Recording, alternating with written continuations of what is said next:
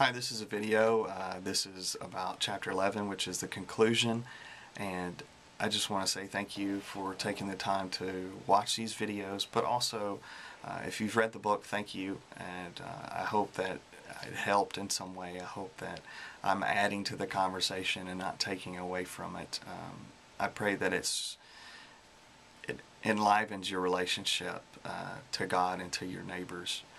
That it sparks curiosity about what it means to filter all other things through the greatest commandment. I think sometimes we try to take the Bible as a whole and say, okay, now I'm going to use this Bible as a rule book or a playbook for my life. This is the manual for which I'm going to live, and the problem is that manual it comes from many different sources, from many different cultural times, and so sometimes it's very difficult to manage trying to filter your whole life through all of Scripture. And so my hope is to not only filter your lives through the greatest commandment, but filter Scripture through the highest teaching, which I think is the greatest commandment. See what you find there. See how that connects. When you know that the God that you think is full of vengeance all through the Old Testament, you find out that the highest teaching of Scripture comes from there, that Jesus quotes it, and he teaches his disciples that from long ago that came from his Father, that teaching that we find in Deuteronomy and Leviticus that he combines, comes from what we call the Old Testament. I think it's a beautiful way of looking at Scripture through the eyes of the greatest commandment, which embodies what Jesus wanted for us. And I think it's also a beautiful way of filtering your life through that greatest commandment. How does your life stack up, I guess, to loving God with your heart, your soul, your mind, and your strength, and to love your neighbor as yourself? I can't answer what that looks like for you.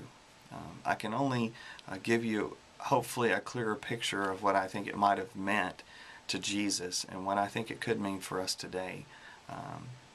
But how that looks in your world, that's up to you and your community. And so if you've read the book, if you've talked about it with anybody, or if you're living this out in some way, I'd love to know what that is. And I'm pretty sure other people would like to know too.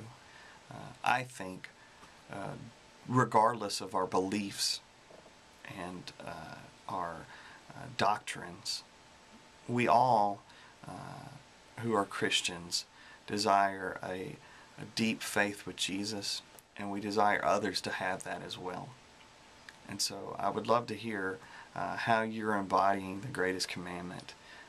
I think we're all in this together, and if you're not someone who claims to be a Christian, or if you're someone who just so happened to decide to watch this and read this for whatever reason, and you're not a follower of Jesus, I'd hope that this encourages you to look into it. And if not, at least encourages you to know that there are Christians out there who are not